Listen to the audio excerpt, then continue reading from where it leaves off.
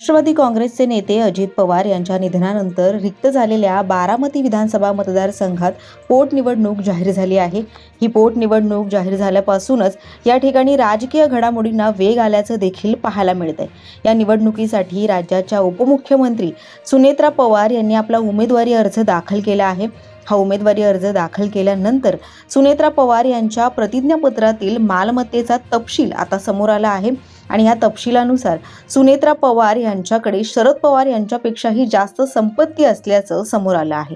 याबद्दलच सविस्तर या व्हिडिओच्या माध्यमातून जाणून घेऊयात। नमस्कार, आपण पाहताय लोकसत्ता लाईव्ह। राज्यसभा निवडणूक आणि बारामती विधानसभा पोटनिवडणुकीसाठी सादर केलेल्या प्रतिज्ञापत्रानुसार शरद पवार यांची एकूण संपत्ती ही 60.71 कोटी रुपये असल्याचं समोर आलं आहे। या उलट सुनेत्रा पवार यांची एकूण संपत्ती सुमारे 121.79 कोटी रुपये इतकी आहे। त्याचबरोबर सुनेत्रा पवार यांच्याकडे 67.67 कोटींची स्वतःची स्थावर मालमत्ता आहे, तर जंगम मालमत्ता ही 23.25 कोटी इतकी आहे। बारामतीतील शेतजमीन आणि व्यावसायिक इमारतींचा यामध्ये मोठा वाटा आहे।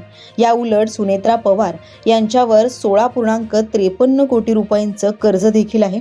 शिवाय त्यांच्याकडे टोयोटा कॅमरी, इनोव्हा, 2 ट्रॅक्टर आणि 5 ट्रेलर्स अशी वाहनं देखील आहेत। यासह चांदी, सोने व हिऱ्यांच्या दागिन्यांमध्येही त्यांची मोठी गुंतवणूक आहे। दरम्यान बारामती विधानसभा पोटनिवडणूक जाहीर झाल्यापासूनच त्याबाबत वेगवेगळ्या चर्चा रंगल्याचं पाहायला मिळतंय।